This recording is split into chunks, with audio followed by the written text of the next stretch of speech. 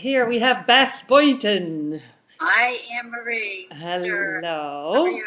From Stony Brook. And Beth, you told me you wanted to debrief on a session that you hosted today Yes. on improv in medical improv.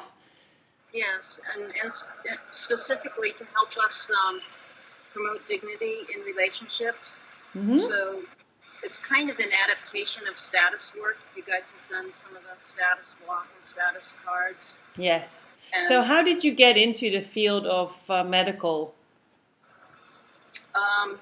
Well, I'm a nurse, so I've been a nurse for like 30 years. Mm-hmm. And probably about 20 years ago, I got divorced, and it was like a painful time in my life. And so then I started therapy and learning about my own behavior. And I started improv, and I'm like, oh my goodness, I can practice these new skills. I can try to have a voice and be more assertive and have self-awareness and listen and all this stuff. This is like the short version of my life story. Yes. So I started taking improv classes, partly because my son was doing so well in improv, and I could just see how it was so healthy for him and how confident and expressive he was in those classes. Anyway. Mm-hmm. Yeah, because when I see your topic to promote dignity in healthcare, because that's your specific field, but I'm often in companies and they need dignity as well in any relationship. Yeah, I agree completely. Yeah, so what can we take away from your perspective on this? Well, you're right. We can use it. I taught this game called Dignity Exchange. So I base and part of the reason I'm obsessed with bringing it into healthcare is that it can be done in a brief amount of time, and because healthcare people interface with pretty much everybody else, maybe it'll ripple out into all other areas as the lofty vision. Anyway, so the activity is called Dignity Exchange, and I have people first, do what we do with some of our status work, get in like a real high, arrogant, know-it-all, superiority, feeling in their body, and walk around like that for a minute, then shake that off, then do the other extreme where it's like you don't know anything, you're inferior. Do those two extremes. And then I have people pair off, and I usually do this with one other person, which I can't demonstrate for you, but I think you'll get it. Well, I can demonstrate with you maybe, I don't know. I don't know. We could try it. I'll tell you how it works, and then maybe you'll have some virtual ideas. So I have two people facing each other, and one starts out with really high status, arrogance, and so forth, while the other one is down here. And then what they're supposed to do is slowly switch. Mm-hmm. So they do that, and once they've switched, they gradually come back to this neutral place. Without words. Yeah, I mean, I don't tell them that they absolutely can't talk, but I say it's mostly nonverbal. Yes. And so then they reach this place where they have this moment. It's a very beautiful moment. Why it's called Dignity Exchange, because they have eye contact. They feel they are leveling. Right. As human beings. So it's, as a physician or nurse or a patient or a family, we may have different reasons for being in different roles, status-wise, but we can always be human beings to each other. So that's kind of the short story.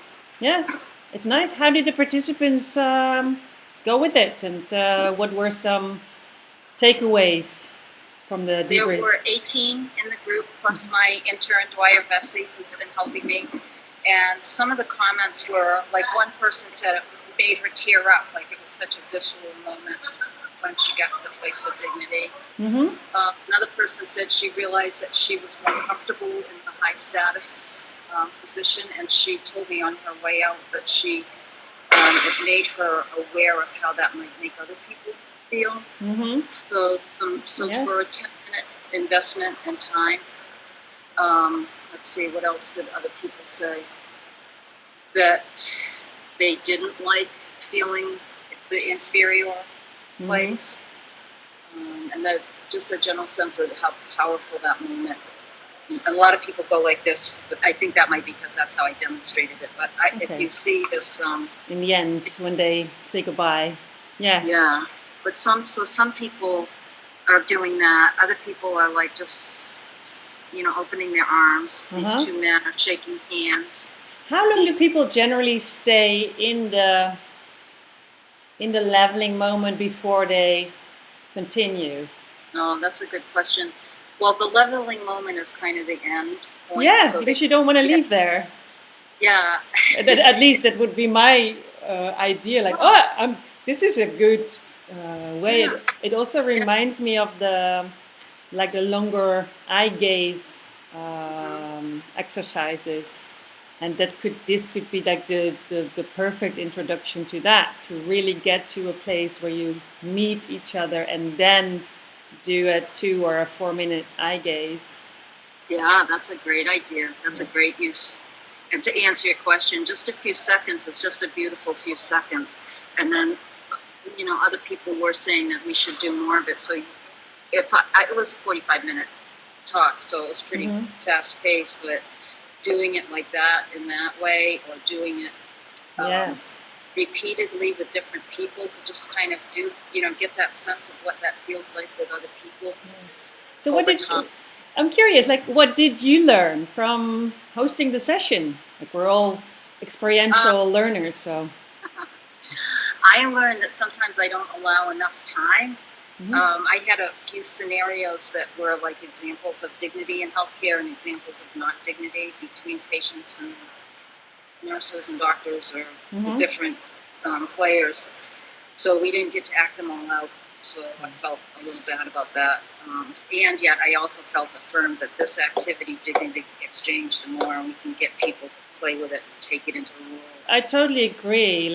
Even the more simple or short or the more powerful it can be. And then in all kinds of varieties. Yes. I'm also curious to hear your experience doing this in medical settings with what you say, people that maybe not expressing dignity towards each other, maybe because of hierarchy or busyness or whatever.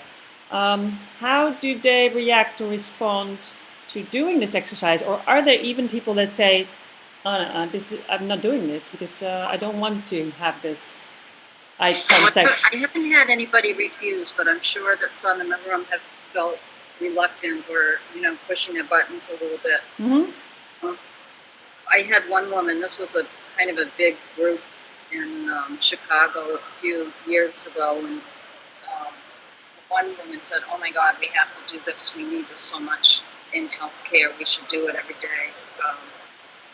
So it's just my read of the group that I know that there are some people that are not necessarily happy with it. I try to end it on a positive note, because it's not like I want to torture anybody. No, but I can imagine, what are the signals that you get as a facilitator to see whether people are into it or dugging out of it? The moment you level, it's a very vulnerable moment because you get seen. Yeah. And for some people, that might not be what they want in this moment, which is fine for me. But as a facilitator, I think it's important to notice some signals. Yeah. Well, and the signals would be probably what you already can imagine, would be grimacing or fidgeting or uncomfortable or, arms crossing, stuff that's just general discomfort. Yeah. How do you address that when it happens? I try to end on, once that's over, all right, everybody get in a confident physicality. Now, for somebody that's not used to being seen, that might be a little hard, yet I'd still do it because I think that it's important that even if it's a growing edge for somebody, that they're embodying a moment of confidence in the room together with everybody else. Now, mind you, this is just a few minutes, so yes. Well, I definitely want to give this a try because I can so much imagine that it is a very different experience with different people that you either know or not know, but actually with everybody, what you say, the dignity exchange moment will be at a different level based on your personal natural status and the other person. So Right. it's really, yeah, I'm really Somebody curious. could have a hard time seeing other people just as somebody being seen. So it's like I have a good friend who's a psychologist, and we have a lot of talks about psychological safety, and I think it's really, really, really important to make it as safe as possible. Yes. I believe that, my heart and soul, and I also know I can't make it so that it's sterile, that people don't find a little bit of edginess So to it. talking about safety, at what moment in a session would you introduce this? I wouldn't do it as the first thing. I would probably do some kind of like simple warm-ups. And it depends, like in this group, these guys have been doing improv for the Like days. we are kind of weird people. Right. I remember from Berlin conference, we got tested and the test results came back and the psychologist said, you have a weird bunch of people here, but it must be a lot of fun. It's good to be part of it, isn't it? So at what point, that was the question, after I could sense that people were safe enough to try it, and I think that part of the value with this in healthcare, like some of the resistance is that we never have enough time, we never have enough money, we don't know how to teach these skills. So what my point is that you can insert this activity, make it be part of your team building activities or part of a communication workshop, slide it in for 10 minutes. Not the first thing, though. I think that's an astute question. Yeah, well, the same with this eye gaze thing. It's kind of intimate. Yeah. Thank you so much, Beth. Time flies. You're welcome. Thank you for being interested in you have great questions, Anne-Marie. I love your colors. We're color coded today. Oh, thank you. Yes. So yeah, thank you so much. And I'm going to post this as fast as I can. And hopefully everybody at the conference or the ones out of the conference that watch this, try a dignity exchange with the next person you meet. That's awesome. What a great idea. I love that adaptation. Okay. Thank you. Bye-bye. Have fun. All right. You too. Take good care.